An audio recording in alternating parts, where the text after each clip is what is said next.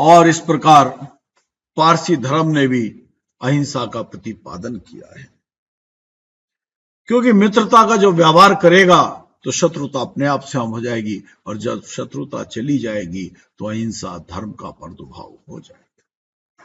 निश्चित ही पारसी धर्म की शिक्षाएं भी अहिंसा के बीज मंत्र हैं।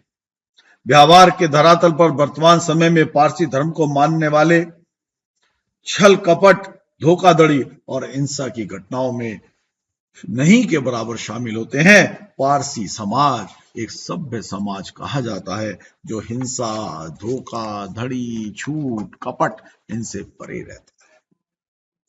यहूदी धर्म, ईसा से लगभग 2000 वर्ष पहले इस धर्म का उदय हुआ। उस समय फिलिस्तीन इसका मुख्य स्थान था। यह धर्म पश्चिमी एशिया का प्रमुख धर्म था, पहला प्रमुख धर्म था। यहूदी धर्म का मुख्य ग्रंथ ओल्ड टेस्टामेंट है, जिसमें आचार व्यवहार के सामाजिक व धार्मिक नियम उल्लेखित हैं।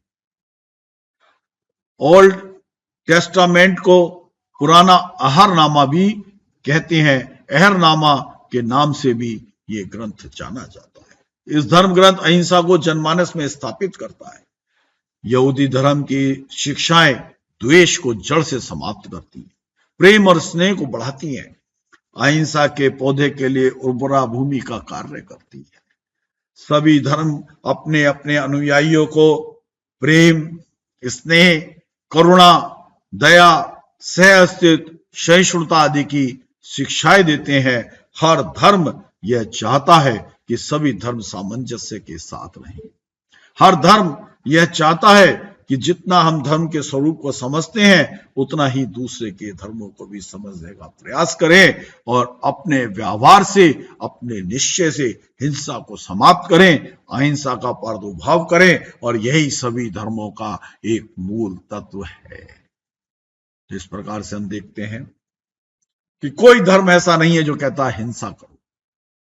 हां, जब व्यक्ति पे खतरा हो, मान्यताओं पे खतरा हो, समाज पे खतरा हो, तो अपने प्रयोजन के लिए नहीं, अपने को बचाने के लिए, संस्कृति को बचाने के लिए, देश की सीमाओं को बचाने के लिए, न्याय को बचाने के लिए, यदि कोई युद्ध या घात होता है जिसमें स्वयं का स्वार्थ नहीं होता, स्वयं की कोई आसक्ति नहीं होती, वो भी एक रूप से अहिंसा ही कही गई है। इस प्रकार से हर धर्म के सापेक्ष हम अहिंसा को ठीक प्रकार से समझ सकते हैं। अब आता है कि मनुष्य की जीवन शैली का संबंध अहिंसा से किस प्रकार है। मनुष्य ने जब आदम जीवन से निकल करके सभ्यता के जीवन में जीना प्रारंभ किया, तो उसने अपने जीवन को विधिवत रूप से चलाने के लिए विविध प्रकार के नियम कानून बनाए। इन नियमों की आवश्यकता इसलिए पड़ी क्योंकि एक समय व स्थान विशेष में जीवन बिताने के लिए सभी जीवित प्राणियों की आवश्यकताएं अलग अलग होती हैं, अलग अलग होगी, जिसमें आपसी विरोधाभास और संघर्षों की पूरी संभावना थी।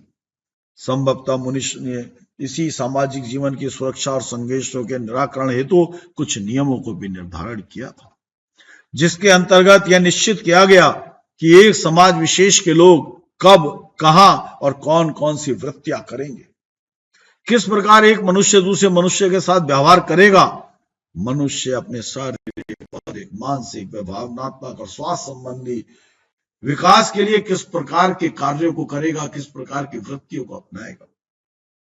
खान पान, रहन सहन, वेशभूषा, बोली, विचार सभी तो जीवन शैली के अंतर्गत आते हैं। इसलिए सरल शब्दों में कहा जाए, जीवन शैली का अर्थ है जीने का तरीका। इसी को जीवन शैली कहते हैं। अब वस्तुतः व्यक्तियों की जीवन शैली भिन्न भिन्न प्रकार की होती है। जीवन शैली की भिन्नता का कारण है व्यक्ति की रुचि, उसके संस्कार, उसकी चिंतन, उसकी धारणा, इन सब में भिन्न भिन्न आयाम। इसी आधार पर आचार्य महाप्रज्ञ ने जीवन शैली को 3 भागों में विभाजित किया है। एक है पदार्थापेक्ष, यानी कि जो पदार्थ को ही सब कुछ मानकर चलते हैं, मैटर को ही सब मानकर चलते हैं, मेटलिस्टिक है, वह व्यक्ति अपना ध्यान केवल अच्छा खाना, अच्छा पहनना, नई नई जगह का भ्रमण और अपनी पंचेंद्रियों को संतुष्ट करना ही अपने जीवन का आधार और अपने जीवन का ध्येय समझता है। दूसरे आत्मापेक्ष, जो आत्मा के सिवाय अन्य किसी पर ध्यान नहीं देते, जो केवल कर्म मल को हटाने में लगे हुए हैं, आठों कर्मों को अपने से दूर करके मोक्ष की प्राप्ति की ओर अपने आप को सिद्ध करने में लगे हुए हैं। आज भी ऐसे ऋषि मुनि हैं जो पहाड़ों गुफाओं में एकांतवास करते हैं, जिन्हें जीवनचर्या से कोई मतलब नहीं, अर्थ से कोई मतलब नहीं, सुख संबंधी आहार तक से कोई मतलब नहीं। ऐसे लोग अपनी आत्मा को परमात्मा में विलीन करने के लिए सतत निरंतर साधना करते रहते हैं। उन्हें आत्मपेक्ष कहते हैं। एक होते हैं उभयापेक्ष। उभयापेक्ष में जीवन में पदार्थ और चेतना पर, मतलब संसार और आत्मा दोनों पर ध्यान दिया जाता है, जिसमें कुछ समय आत्मशुद्धि में लगता है और कुछ समय जगत व्यवहार के लिए सुरक्षित रहता है। उभयपक्ष जीवन शैली को अपनाने वाला स्वयं के जीवन के लिए संघर्ष करता है और दूसरों का भी अहित न हो, यह भी ध्यान रखता है। धर्म को चलाने में मदद करता है, धर्म को स्थापित करने में समाज में मदद करता है, क्योंकि जो सन्यासी हो गया वो तो धर्म से, वो तो व्यक्ति से, समाज से परे हो गया। उसको पालना और समाज को पालना, समाज को धर्म में लगाना, ये उभयापेक्ष प्रकार के लोगों का ही तो काम है और उनकी समाज में एक बहुत बड़ी आवश्यकता है। यह अपेक्षा है कि हम पदार्थों के पीछे लगी हुई अंधी दौड़ को समाप्त करके उभयापेक्ष जीवन शैली को अपनाएं। भोग प्रधान जीवन शैली समस्याओं को पैदा करने वाली है, जैसा कि बार बार कहा गया है, बार बार इस विषय में आया है कि भोग केवल विकृति को जन्म देते हैं, भोग स्वास्थ्य को नष्ट करते हैं, भोग इंद्रियों को कुछ समय के लिए तो सुख प्रदान कर सकते हैं, पर हमेशा हमेशा के लिए विकृतियों में, संसार के गहरे गर्त में नीचे की ओर धकेल देते हैं। और भोग की शैली से जो समस्याएं हैं, चाहे वो हिंसा हो, क्रूरता हो, शोषण हो, आक्रमण हो, अवांछनीय तत्व हो, इनकी प्रधानता रहती है। और अच्छी जीवन शैली जो अहिंसा से अनुप्राणित होती है, वो भोग छोड़ने पर ही तो आती है, विरक्ति से ही आती है, त्यागी वृत्ति से ही आती है, समता भाव से ही आती है, सरलता से ही आती है, ऋजुता से ही आती है, आत्म कल्याण की भावना से ही तो आती है। अब जैसा हमने अभी तक अध्ययन किया है कि अहिंसा के दो रूप हैं। एक है जीवन की शैली जो हिंसा प्रधान है। आचार्य तुलसी ने कहा कि जीवन में दो प्रकार की शैली है, एक हिंसा प्रधान और एक अहिंसा प्रधान। आज की जीवन शैली हिंसा प्रधान होती जा रही है, इसमें कोई संदेह नहीं है, परंतु इसे बदलना भी तो है और अहिंसा प्रधान जीवन शैली को अपनाना है। इसलिए हमें हिंसा के व्यापक स्वरूप को समझना है। अहिंसा के दो रूप हैं, एक है व्यावहारिक अहिंसा और दूसरी है परमार्थिक अहिंसा। और देखिए यहां दो रूप बता दिए गए हैं, एक व्यावहारात्मक अहिंसा और एक परमार्थिक अहिंसा। अब व्यावहारिक अहिंसा क्या है, हम इसका अध्ययन करते हैं। मनुष्य एक सामाजिक प्राणी है, वो समाज में निवास करता है और मिलजुल कर जीता है। सामाजिक जीवन का अर्थ है संबंधों का जीवन, प्यार का जीवन, मित्रता का जीवन, हित साधने का जीवन, एक दूसरे के हित के काम में आने वाले का जीवन। इन संबंधों का आधार है स्वार्थ और उपयोगिता, क्योंकि बिना स्वार्थ के उपयोगिता संभव नहीं है। यदि आपका अपना स्वार्थ है तभी आप दूसरे के स्वार्थ को उससे मिला करके उपयोगी बना सकते हैं, समाज का निर्माण कर सकते हैं, मैत्री का निर्माण कर सकते हैं, संबंधों का निर्माण कर सकते हैं, रिश्ते नातों का निर्माण किया जा सकता है, प्रेम का भाव उत्पन्न किया जा सकता है। मनुष्य में काम है, इसलिए उसने परिवार बनाया, संतति को पैदा किया, पिता पुत्र पुत्रियों के प्रति स्नेह का भाव रखता है, उनकी इच्छाओं की पूर्ति करता है। पुत्र और पुत्रियां भी अपने पिता के प्रति आदर भाव रखते हैं, उनका सम्मान करते हैं और एक दूसरे का भी सम्मान करते हैं। यह व्यावहारिक अहिंसा है। यानी कि व्यवहार में परिवार का, परिवार के संबंधों का, समाज के लोगों का, उनके साथ प्रेम रखना, पारस्परिक संबंध रखना, उनके साथ एक दूसरे का आदर करना और एक दूसरे की चिंता करना व्यावहारिक अहिंसा है। और जब जब प्रतिकूल परिस्थितियां आती हैं, जब प्रतिकूल परिस्थितियां नहीं आती तब सामने वाला अच्छा लगता है, और कभी कभी प्रतिकूल परिस्थितियां आने पर या जीवन के स्वार्थ और उपयोगिता की पूर्ति ना होने पर हिंसा भड़क जाती है। जीवन शैली में व्यावहारिक अहिंसा से प्रभावित जीवन शैली में प्रतिकूल परिस्थितियों आने पर हिंसा भड़कने की संभावना बन जाती है। एक परिवार में, एक समाज में, एक जाति में, एक संप्रदाय में जब हिंसा की चिंगारियां उभरती लगे तो ये समझ लीजिए कि जीवन की शैली जब तक पूरी व्यावहारिकता हिंसा से प्रभावित रहेगी तब तक ऐसा होता रहेगा। ये व्यावहारिक हिंसा की एक बड़ी कमजोरी भी है। दूसरी है परमार्थिक अहिंसा। परमार्थिक अहिंसा का अर्थ है सब भूयस सम्मम भूयाई पासौ, अर्थात प्राणी को आत्मतुल्य मानना, किसी ने कुछ नहीं किया फिर भी उसकी मदद करना, मेरी मां, मेरे मित्र ने मेरे लिए कार्य किया, मैं भी करूं, यह स्वार्थ से उपजी हुई भावना है। यह स्वार्थ से उपजी हुई है अहिंसा है कि कोई मेरे लिए करे तब मैं उसके प्रति करूं। ये तो स्वार्थ है, और इसकी उपयोगिता की जो हिंसा है वो फिर व्यावहारिक हिंसा में बदल जाती है, और उसमें कब हिंसा की चिंगारियां फूट जाए, कब स्वार्थ दूर हो जाए और उसकी उपयोगिता समाप्त हो जाए, ये कहा नहीं जा सकता। इसलिए परमार्थिक अहिंसा वाला व्यक्ति स्वयं के साथ अच्छा व्यवहार करे ना करे, संबंध हो या ना हो, वो सबके साथ मैत्रीपूर्ण व्यवहार करता है। परमार्थिक अहिंसा की खोज वैज्ञानिक तथ्यों के आधार पर नहीं की जा सकती, ना वह हो सकती है, वह तो अपनी अंतरात्मा के अनुसंधानों से होती है, आत्मा के भाव से होती है, आत्मा के द्वारा सबसे प्रेम करने से होती है, आत्मा के द्वारा सबको अपना मानने से होती है, आत्मा में दया तत्व के विद्यमानता से होती है।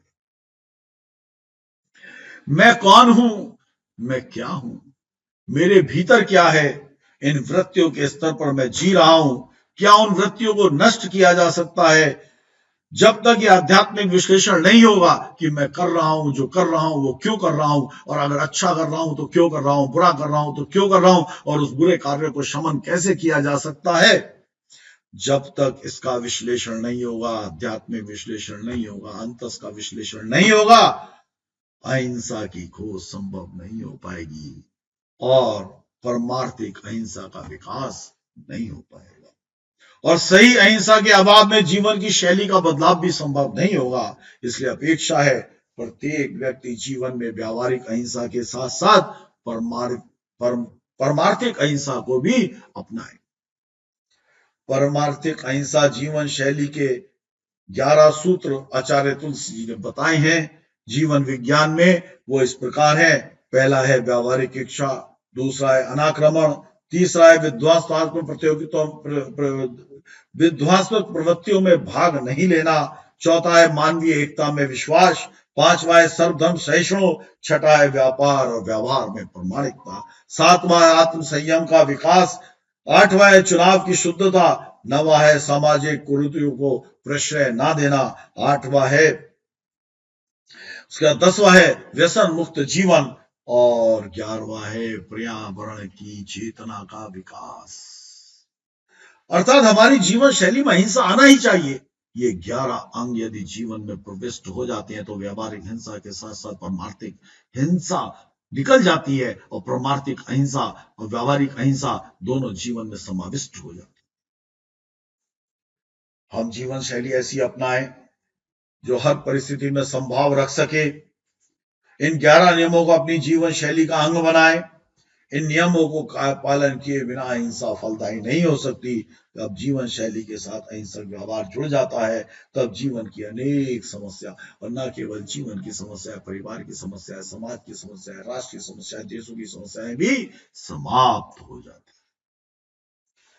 है। इस प्रकार से हमने यहाँ पर अहिंसा का धर्म के अनुसार और अहिंसा का एक नियमों के अनुसार अध्ययन किया। अब हम यहाँ पर अध्ययन करते हैं कि अहिंसा का आहार से कैसा संबंध है। हम सभी जानते हैं कि प्राणी की मूलभूत आवश्यकता है आहार यानी कि भोजन, और जिसके बिना जीवन की कल्पना भी नहीं की जा सकती। यदि मानव कुछ समय खाना खाए बिना रह सकता है, कुछ समय के बाद उसके शरीर के पुर्जे ढीले पड़ने लगते हैं।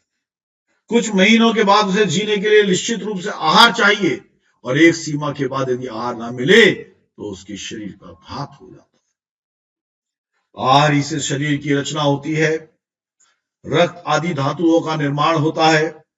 आहार में वे तत्व होते हैं जो शरीर के पोषण के लिए जरूरी हैं। रक्त और सप्त धातु से परे जो ओज है, जिसे विद्युत कहा जाता है, तथा सारे रसायन भोजन से ही तो प्राप्त होते हैं। आहार का एक तंत्र है। हम मुख से भोजन को प्रवेश करते हैं, पूरा शरीर पोषक तत्वों को संचय करके, उपार्जित करके, जो बचे हुए तत्व हैं उनको मलमूत्र के रूप में बाहर निकाल देता है। और जब ये चक्र चलता है तो उसका सबसे बड़ा जो कारण है वो आहार ही तो है। वास्तव में शरीर में जितने भी काम केंद्र, वासना केंद्र, आवक केंद्र और स्मृति केंद्र हैं, वे सारे भोजन प्राप्त करके उत्तेजित होते हैं। भोजन प्राप्त करने के बाद भी अपने कार्यों को अंजाम देते हैं। भोजन के अभाव में वो सभी शिथिल होने लगते हैं। जीवन के दो ही आधार तत्व है, एक श्वास और एक आहार। ये दोनों अगर रुक गए, एक श्वास का चक्र है, हम नसिका की ओर से या मुख से श्वास को अंदर लेते हैं और फिर श्वास को बाहर छोड़ देते हैं, आहार को प्राप्त करते हैं, पूरा शरीर उसको पोषक तत्वों को स्वीकार करता है और उसके बाद बचे हुए तत्व को मलमूत्र के द्वारा त्याग कर देते हैं, सांस को लेते हैं, सांस को छोड़ देते हैं। ये दोनों चक्र, इनके बिना जीवन नहीं चल सकता। श्वास बंद हो तो जीवन की यात्रा बंद, आहार बंद तो कुछ दिनों बाद जीवन की यात्रा बंद। इसीलिए आहार और श्वास जीवन के आधारभूत तत्व हैं। आहार का अहिंसा के साथ गहरा संबंध है। अहिंसक चेतना के विकास के लिए अत्यंत आवश्यक है। आहार पर ध्यान देना चाहिए, और आज के युग में जिस प्रकार से अहिंसा भड़क रही है, उसके लिए अत्यंत अपेक्षित है कि आहार पर ध्यान अवश्य ही देना चाहिए। अब आहार के प्रकार क्या है? आहार कैसा होता है? आहार क्या होता है? वस्तुतः स्वास्थ्य की दृष्टि से आहार को दो भागों में बांटा गया है, भक्ष्य और अभक्ष्य, जो खाया जाना चाहिए और जो खाया नहीं जाना चाहिए। भक्ष्य आहार में प्राय उन्हीं पदार्थों को महत्व दिया जाता है जो शक्तिवर्धक होते हैं, जैसे प्रासु, गेहूं, चावल, तिल, जौ, चना, दाल इत्यादि। भक्ष्य आहार करने से शुद्ध सात्विक विचार, श्रद्धा, भक्ता, धैर्य, भक्ति, इन सब के भाव उत्पन्न होते हैं। वही अवश्य आहार में उन पदार्थों को लिया है जो शक्तिवर्धक तो है, परंतु मनुष्य के लिए खाने योग्य नहीं है, जैसे मांस, मछली, अंडा, मदिरा आदि। अवश्य आहार का सेवन करने से व्यक्ति रोगी होता है, उसके शरीर में अनेक प्रकार के घातक रसायनों की मात्रा बढ़ जाती है और उसके अंदर हिंसक भाव जागृत हो जाते हैं। विज्ञान ने कहा है कि मांस मनुष्य के शरीर के लिए बना ही नहीं है, क्योंकि मनुष्य के शरीर के ना तो दांत नुकीले होते हैं, ना उसकी लार एसिडिक होती है, ना उसके नाखून इतने नुकीले और पैने होते हैं, जबकि पशुओं के लार बेसिक होती है, उनकी लार, उनके दांत बड़े और नुकीले होते हैं, उनमें हिंसात्मक प्रवृत्ति होती है, इसी कारण से वो मांस खाते हैं। अभक्ष्य आहार के सेवन से व्यक्ति हिंसा की ओर आकृष्ट हो ही जाता है और अहिंसा को छोड़ ही देता है, उसके हिंसक भाव जागृत हो जाते हैं। योगाचार्य ने आहार को 3 भागों में विभाजित किया है। पहला आहार है सात्विक आहार, दूसरा आहार है राजसिक आहार और तीसरा आहार है तामसिक आहार। सत्व प्रधान आहार को सात्विक आहार कहते हैं। प्रकृति प्रदत्त अन्न, दालें, फल, सब्जियां, मेवे श्रेणी में आते हैं। जो प्रकृति ने पैदा की है, जो प्रकृति द्वारा मिले हैं, जो संसाधनों के द्वारा हमें मिले हैं, ऐसे आहार का प्रयोग आरोग्य को प्रदान करता है, विचार भी पवित्र और उन्नत होते हैं। सात्विक आहार लेने वालों का जीवन सामान्यतः संयमी और सदाचारी होता है। वो स्वयं की भी चिंता करते हैं और दूसरों की भी चिंता करते हैं और अहिंसा की स्थापना करने में उनका योगदान रहता है। दूसरा है राजसिक आहार। अनेक प्रकार के तेल, मसाले, चटपटा, नाना प्रकार के व्यंजन, ये सब की अधिकता होने से शरीर में गर्मी उत्पन्न होती है तथा इससे व्यक्ति आराम तलब, आलसी और आध्यात्मिक अरुचि वाला होता है। उसमें आत्मा को समझने की, धर्म को समझने की भावना नहीं रहती और वो भोगों की ओर आकृष्ट होकर के अपने शरीर की शक्ति का अपव्यय करने लगता है और वो अहिंसा के मार्ग से हटने लगता है। तीसरा है तामसिक आहार। जो आहार बासी हो, रसीन हो, रेशे रहित हो, वे इस श्रेणी से आते हैं। वे उत्तेजक आहार है। मांसाहार और मद्यपान इसमें मुख्य है। वर्तमान में जंक फूड और फास्ट फूड भी इस श्रेणी के आहार हो गए हैं। ये रोग वर्धक आहार शरीर में रोग को बढ़ाते हैं। तामसिक आहार लेने वालों को क्रोधी और उग्र होना स्वाभाविक है। इन आहारों के अनुसार शरीर का विकास, मन की निर्मलता प्राप्त होती है। जिस प्रकार का आहार लिया जाता है उसी तरह का प्रतिबिंब और अपने व्यवहार में दिखाई देता है। इसीलिए भारतीय संस्कृति में कहा गया है, जैसा खावे अन्न वैसा रहे मन। तो मन और व्यवहार का जो परिवर्तन है वो आहार के अनुसार होता है। अब आहार और हिंसा की प्रवृत्तियां, राजसिक और तामसिक दोनों प्रकार के आहारों में और दोनों प्रकार के आहार अहिंसा को छोड़ करके हिंसा के तत्व की ओर बढ़ने लगते हैं। वो हिंसा के लिए उत्तरदायी होते हैं। प्राचीन काल में योद्धाओं और हिंसकों को मदिरा पान की छूट थी, क्योंकि बिना क्रूर हुए दूसरों की हत्या करना, सरेआम कत्ल करना, सरेआम निर्दयता करना इतना आसान नहीं था। योद्धा को क्रूर होना चाहिए, तभी वह अपने शत्रुओं को घास की भांति काट सकता है। इसके लिए तामसिक भोजन की उपयोगिता बताई गई। इसका अर्थ यह हुआ, हिंसक प्रवृत्तियों के लिए राजसिक और तामसिक भोजन अति आवश्यक है। आदमी जो भोजन करता है उससे शरीर में अनेक प्रकार के रसायन बनते हैं। भोजन के द्वारा मस्तिष्क में न्यूरोट्रांसमीटर बनते हैं जो तंत्र के संप्रेषक होते हैं। वैज्ञानिकों ने अनेक प्रकार के न्यूरोट्रांसमीटर का पता लगाया है। ये सारे के सारे भोजन से बनते हैं। भोजन के द्वारा एमिनो एसिड जैसे अनेक प्रकार के एसिड बनते हैं। यूरिक एसिड जहर है, वो भी तो भोजन में ही बनता है। जिस भोजन से विष अधिक बनता है वैसा भोजन करने से मानसिक समस्याएं पैदा होती है, भावनात्मक उलझने बढ़ती हैं, हिंसा की वृत्ति बढ़ती है। वैज्ञानिकों का कहना है कि आदमी चिड़चिड़ा होने लगता है। इसके पीछे कारण है विटामिन बी की कमी। यह कमियां व्यक्ति को हिंसक बना देती हैं। व्यक्ति शरीर की रक्त धारा में चीनी की अधिकता होने के कारण हत्यारा तक बन जाता है। आदमी का मूड बिगड़ता है। इसके पिछले एक बहुत महत्वपूर्ण कारण है टिट्रोफॉन और सेरोटोनिन की कमी। आजकल मांसाहार भी बहुत प्रचलित है। मनुष्य सोचता है कि मांसाहार से अधिक प्रोटीन की आवश्यकता होती है, परंतु वह नहीं जानता मांसाहार करना शरीर में अनावश्यक प्रोटीन का प्रवेश कराना है। प्रत्येक व्यक्ति के लिए एक दिन में 10 से 15 ग्राम प्रोटीन आवश्यक होता है, पर मांसाहार और अंडा खाने वाले व्यक्ति उससे कहीं अधिक प्रोटीन का सेवन करते हैं। जो रोगों को आमंत्रण है, क्योंकि प्रोटीन में भी प्राणिज्म प्रोटीन अत्यंत हानिकारक होता है जो मांसाहार से आता है। वनस्पति प्रोटीन उपयोगी होता है। वह उपयुक्त मात्रा में लिया हुआ बाजरे से जो प्रोटीन प्राप्त होता है उसके सामने जो मांस से प्रोटीन प्राप्त होता है वह नगण्य है, हानिकारक है, हिंसा का प्रवहन करता है। अहिंसा का विकास आहार से कैसे किया जा सकता है? जैसे आहार हिंसा का निमित्त भूत तत्व है, वैसे ही आहार और अहिंसक प्रवृत्तियों का भी गहरा संबंध है। आहार के संबंध में हमने पहले भी कहा है कि जैसा खाए अन्न वैसा होए मन। खान पान जैसे ही होते हैं अरमान। इन कहावतों से साबित होता है कि आहार का हमारे शरीर, मन और कारोबार पर गहरा असर पड़ता है। आहार शुद्धि से विचार शुद्धि और विचार शुद्धि से मुक्ति की प्राप्ति होती है।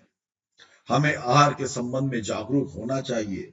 अहिंसा के विकास के लिए आहार के संदर्भ में कुछ मुख्य बातों पर ध्यान देना अपेक्षित। विषयुक्त भोजन का निषेध। हम जो भोजन करते हैं उसमें दो प्रकार के तत्व पाए जाते हैं, एक एसिडिक, एक बेसिक, यानी अम्ल और क्षार। आज अम्लांत भोजन अधिक है और क्षारांत भोजन कम। इसीलिए शरीर के यह वैज्ञानिक कहते हैं, मेडिकल साइंस के वैज्ञानिक कहते हैं, when the diet contains a large amount of protein, cellular metabolism product more acid than fats। अर्थात जब भोजन में प्रोटीन की मात्रा अधिक होती है तब कोशिकाएं एसिड का उत्पादन बढ़ा देती हैं और यह कहा जाता है कि वो भोजन विष द्रव्य को बढ़ाता है। और अहिंसक चेतना के जागरण के लिए आहार पर ध्यान देना जरूरी है, अन्यथा ये विष द्रव्य अपने शरीर के अंदर निर्मित होता रहेगा। ऐसा भोजन करने से, ऐसा तामसिक भोजन करने से शरीर की बुद्धि विकृत हो जाती है और सही गलत का निर्णय नहीं रहता। सात्विक भोजन करने से मस्तिष्क और ज्ञान तंतु का शमन होता है, वो विकसित होते हैं। शरीर में ऐसे रासायनिक तत्वों की उत्पत्ति होती है जो शरीर के मन को तुष्टि पुष्टि करते हैं और शरीर और मन को सुदृढ़ करते हैं, सरल करते हैं, समन्वित करते हैं और अहिंसा को बढ़ाने में एक मुख्य कारण होते हैं। अनाहार। हिंसा पर अंकुश लगाने का एक और उपाय है अनाहार। भोजन से शरीर में विष द्रव्य जमा होते हैं। जब संचित जहरीले तत्वों का जमाव शरीर में आवश्यकता से अधिक हो जाता है तब व्यक्ति थोड़े से परिश्रम में थक कर चूर होने लगता है, विभिन्न रोगों से जल्दी ही आक्रांत हो जाता है। हिंसक प्रवृत्तियों में भी उसकी मन स्थिति बढ़ने लगती है। विष द्रव्यों को निष्कासित करने का एक अच्छा उपाय है उपवास या अनाहार। अनाहार के आध्यात्मिक और वैज्ञानिक दोनों लाभ हैं, जिससे शरीर में विजितीय तत्व, विष वाले तत्व एकत्रित नहीं होते। जिगर, आंत, यकृत, शरीर के जो मुख्य अवयव, जितने भी अवयव हैं उसमें विष तत्वों का संचार नहीं होता और सभी अंगों में एक अनुकूल प्रभाव रहता है। कोरा आहार मस्तिष्क को दूषित करता है, दूषित मस्तिष्क हिंसा के लिए उद्यत होता है, इसलिए अनाहार में रहना जरूरी है।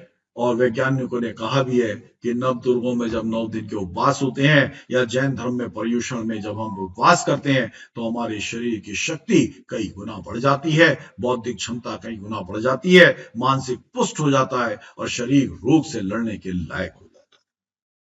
उसके बाद रसों का निषेध। भगवान महावीर ने कहा है, रसाप गामम ना निषे व्यव्वा, यानी कि 6 प्रकार के रस हैं, दूध, दही, नवनीत, तेल, घी, चीनी। इनका अधिक सेवन नहीं करना चाहिए। ये रस विकार पैदा करते हैं, आदमी को उत्तेजित करते हैं, काम वासना उभरने लगती हैं। कामी पुरुष अहिंसा करने से नहीं हिचकिचाता।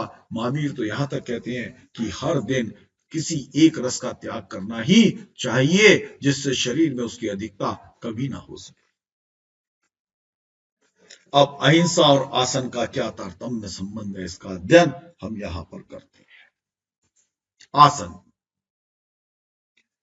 आसन शब्द आस धातु से बना है, जिसका अर्थ है किसी निश्चित अवस्था में लंबे समय तक सुविधा पूर्वक बिना आकुलता के जितने समय तक भी ठहरा जा सके उस ठहरने या ठहरने का अभ्यास करना, इसे आसन कहा गया है।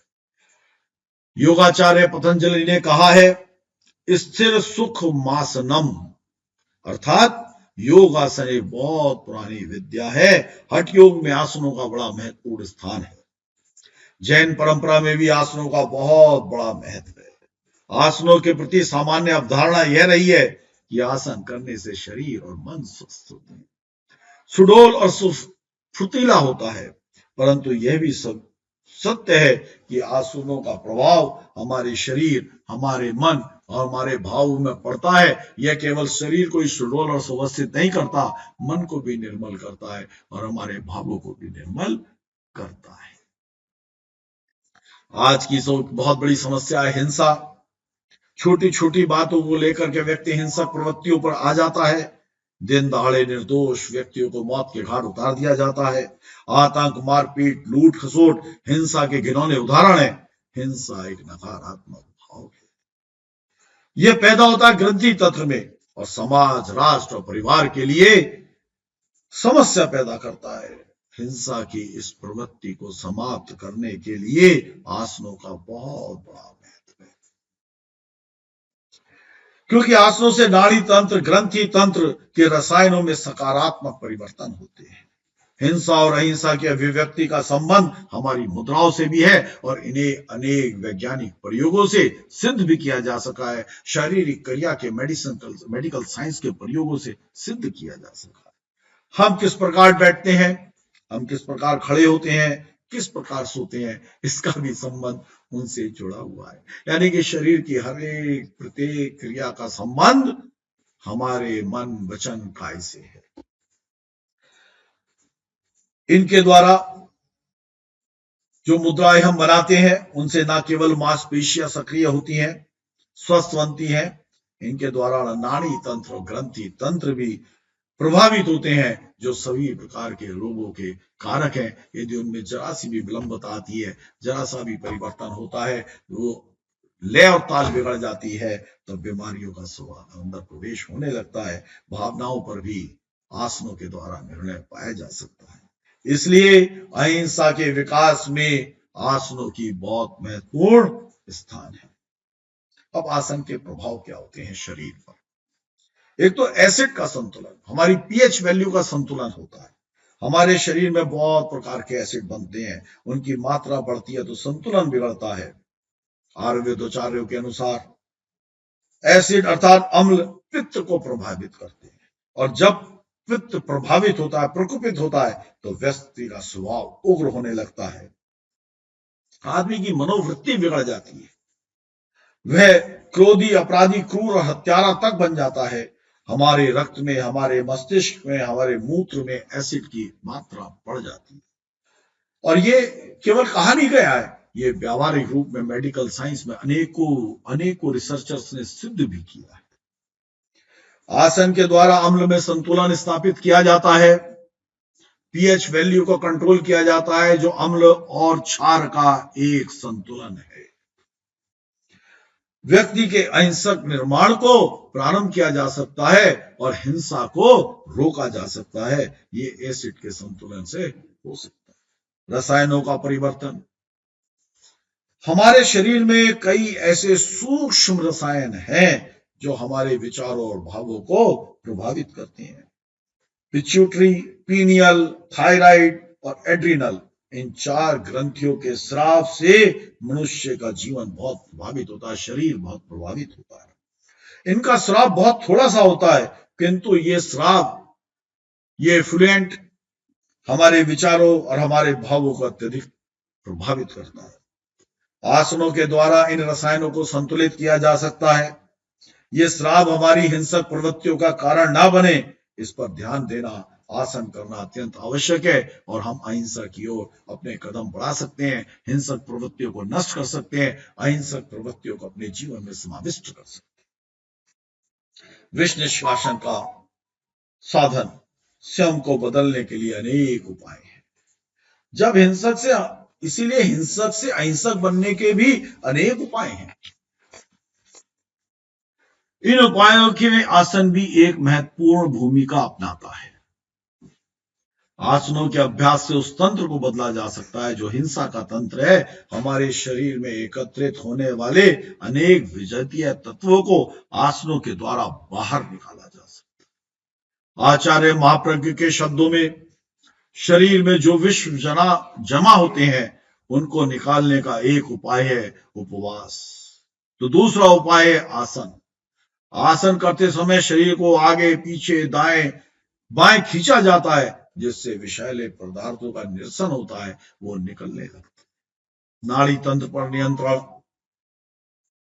हिंसा का संबंध जिस ग्रंथि तंत्र से है उसी प्रकार नाड़ी तंत्र से भी है। नाड़ी तंत्र को संतुलित बनाए रखने में, सुचारू रूप से संचालित करने में आसनों का एक बहुत बड़ा योगदान है। नाड़ी तंत्र का संचालक है मस्तिष्क। मस्तिष्क जैसा आदेश देता है नाड़ी तंत्र वैसे ही कार्य को निष्पादित करता है। मनुष्य को स्वस्थ और संतुलित रखने के लिए रक्त और ग्लूकोज की पर्याप्त मात्रा की पूर्ति जरूरी है। जब व्यक्ति सर्वांगासन, शीर्षासन जैसे विविध आसन करता है तब मस्तिष्क में रक्त और ग्लूकोज की पदार्थ की मात्रा, उचित मात्रा पहुंचती है और उसे स्वस्थ बनाए रखती है, उसके मन को स्वस्थ बनाती है, उसकी क्रिया वाहिनियों को उत्तेजित होने का मौका ही नहीं मिलता और शांत भाव से कार्य का निपटारा हो जाता है। इसलिए नाड़ी तंत्र भी, इसके कंट्रोल से भी मनुष्य हिंसात्मक प्रवृत्तियों से अहिंसात्मक प्रवृत्तियों की ओर उद्धत होने लगता है। आज की बढ़ती हुई इन मानसिक नाड़ी तंत्र के परिवर्तन से उत्तेजनाओं को एक हिंसा का बहुत बड़ा कारण माना जाता है। यदि नाड़ी तंत्र व्यवस्थित रहेगा, आसनों से उसको व्यावृत किया जा सकेगा। आसनों को करने से, शीर्षासन करने से, सर्वांगासन करने से हम मस्तिष्क को सुरक्षित रख सकते हैं और हिंसात्मक प्रवृत्ति का दमन कर अहिंसक प्रवृत्ति को अपने अंदर समायोजित कर सकते हैं। और एक और आखिरी चीज है, वो है तनाव। तनाव आज के युग की बहुत बड़ी समस्या है। गरीबी, बेरोजगारी, संतान का दुख, एक अनेक ऐसे कारण हैं जो व्यक्ति के भीतर तनाव पैदा होते हैं। अपनी अभिरुचि के प्रति कार्य न कर पाना, अपनी पंचेंद्रिय की उपयोगिता के या उनके पंचेंद्रियों को खुश ना कर पाना, उनको सुख ना दे पाना, उनका पोषण ना कर पाना। तनाव व्यक्ति के अंदर हिंसा का भाव उत्पन्न करता है। तनाव से ग्रसित व्यक्ति हिंसा करता है, चाहे वो आत्महिंसा हो या किसी दूसरे की हिंसा हो। जितने भी आत्महत्याएं होती हैं वो तनाव के ही कारण तो होती हैं, डिप्रेशन के कारण ही तो होती हैं।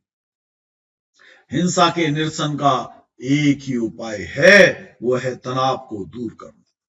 तनाव को दूर करने से तनाव को मुक्ति पाने का एक बहुत ही महत्वपूर्ण उपाय है और वो है आसन। आसन व्यक्ति को ऐसी शक्ति प्रदान करता है जिससे व्यक्ति नकारात्मक भावों पर नियंत्रण कर सकता है। परिणाम स्वरूप वह तनाव की प्रक्रिया से बाहर निकलता है, शांत हो जाता है, उसका मस्तिष्क शांत हो जाता है, उसका शरीर शांत हो जाता है, उसे आनंद की अनुभूति होने लगती है और जो तनाव उसके अंदर था वो समाप्त होने लगता है। हिंसक चेतना से अहिंसक चेतना की ओर अग्रसर होने लगता है। इसलिए आसन मनुष्य के जीवन में तनाव घटाने के बहुत बड़े कारक हैं। अब हम बात करते हैं, तो हमने अहिंसा की बात करी, अब हम बात करते हैं हिंसा की कि हिंसा क्या है, क्यों होती है, किस स्थिति में होती है, क्यों करता है, हिंसक की प्रवृत्तियां बनने के कारण क्या है। हिंसा शब्द से हम सभी परिचित हैं। हिंसा शब्द कहते ही हमारे द्वारा किसी को मारने, हत्या करने का दृश्य आ जाता है। आचार्य उमा स्वामी ने जैन धर्म की, जिसे गीता सिद्धांत गीता कहा जाता है, उस ग्रंथ तत्वार सूत्र में कहा है कि प्रमथ योग से प्राणों के व्यय परोपण को हिंसा कहा जाता है। तो आचार्य अमृतचंद सूरी ने कहा, कषाय के वशीभूत होकर के द्रव्य रूप या भाव रूप प्राणों का घात करना हिंसा है। वस्तुतः हिंसा का अर्थ बहुत व्यापक है, बहुत बड़ा है। केवल प्राण वियोजन करना ही हिंसा नहीं है। अपने प्राण ले लेना या दूसरे के प्राण ले लेना ही केवल एक हिंसा नहीं है। अपनी अशुभ प्रवृत्ति अर्थात राग द्वेष की प्रवृत्ति भी तो हिंसा का ही एक प्रकार है। हम सूक्ष्म जीवों की हिंसा की चर्चा छोड़ें, इन दिनों तो अनेक देशों में आतंकवाद फैला हुआ है, जहां दिन दहाड़े सड़क पर चलते व्यक्ति को बम से उड़ा दिया जाता है। अनेक बेगुनाहों को चंद पैसों की खातिर या कुछ एक राजनीतिक सामाजिक उद्देश्यों की खातिर अपने आप को सर्वोच्च स्थापित करने की खातिर मौत के घाट उतार दिया जाता है। बच्चों का अपहरण करके उन्हें खत्म कर दिया जाता है। व्यावसायिक संबंध अच्छे ना होने पर भी एक दूसरे को मारना, मौत की धमकी देना, गाली गुफ्तारी करना, विचार हिंसा, भाव हिंसा और द्रव्य हिंसा करना तो एक सामान्य सी बात बनती जा रही है। आज की बढ़ती हुई इन हिंसक प्रवृत्तियों पर अगर ध्यान दिया जाए तो पता चलेगा इन हिंसाओं के पीछे अनेक कारण हो सकते हैं, परंतु अभी हम दो कारणों पर विशेष रूप से अध्ययन करते हैं। एक है मानसिक तनाव और दूसरा है नशा। मानसिक तनाव और नशे से ग्रसित व्यक्ति हिंसा करता है और हिंसा नहीं करने से नहीं हिचकिचाता। वो हिंसा करने से उसे कोई दुख, कोई रुकावट नहीं आती है। इसलिए हिंसा का निवारण करने के लिए हमें इन दोनों को समझना एवं इनका निवारण कैसे किया जाए इसका अध्ययन करना होगा। अब आता है मानसिक तनाव। तनाव हमारी दिनचर्या का एक अंग बनता जा रहा है। इसने मेरे से ऐसे क्यों बोला, इसने मेरी इतनी बात क्यों नहीं मानी, माँ ने पुत्र की, पुत्र से माँ का। अरे पारिवारिक संबंधों में भी तनाव एक बहुत बड़ी समस्या बन गया है। जरा जरा सी बात पे, छोटी छोटी बातों पे अहंकार को पाल लेना, अपने मस्तिष्क को तनाव से ग्रसित करना एक आम बात हो गई। हालांकि इसकी इतनी सटीक परिभाषा दे पाना असंभव है। विभिन्न विद्वानों ने तनाव के अनेक रूपों को अनेक प्रकार से परिभाषित किया है। चिकित्सा विज्ञान के अनुसार तनाव शरीर की मांग के प्रति की जाने वाली प्रतिक्रिया है। यानी कि शरीर अगर किसी भी वस्तु को चाहता है, मांगता है और वो ना मिले तो उसके कारण तनाव ग्रसित हो जाता है। शारीरिक और मानसिक सच्ची अवस्था झूठी हो सकती है। इसमें एड्रेनलिन तथा नॉन एड्रेनलिन द्रव्य शरीर में प्रवाहित होने लगते हैं, ऐसा चिकित्सा विज्ञान का मानना है।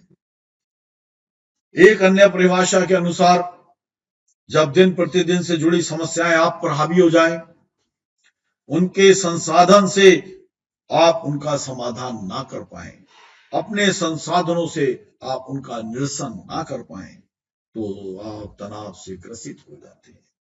परंतु इन परिभाषाओं में तनाव क्या है, ये परिभाषित करना अत्यंत अत्यंत अत्यंत मुश्किल है। फिर भी सरल शब्दों में कहा जाए तो तनाव का सीधा सा अर्थ है साम्य अवस्था का असंतुलन। हमारे शरीर के प्रत्येक अवयव स्वतंत्र और निश्चित अनुपात में कार्य करते हैं। जब जब किसी बाह्य परिस्थितियों के कारण शरीर की साम्य अवस्था में असंतुलन पैदा होता है, तब अनेक अवयव और तंत्रों के कार्य करने के प्रकार में अनेक प्रकार के असंतुलन पैदा हो जाते हैं। इसी को हम तनाव कहते हैं। तनाव मुख्यतः 3 प्रकार का होता है: शारीरिक तनाव, मानसिक तनाव और भावनात्मक तनाव। हिंसा के संदर्भ में हमें मानसिक तनाव को विशेष रूप से समझना होगा। जब मन के स्तर पर किसी प्रकार का असंतुलन होता है तो मस्तिष्क तनाव होता है और ये साइकिक तनाव यानी कि साइकोलॉजिकल तनाव में भी बदल सकता है। मानसिक तनाव एक बहुत बड़ा कारण है हिंसक प्रवृत्तियों का। प्रतिस्पर्धा के इस युग में हिंसा बहुत बड़ी समस्या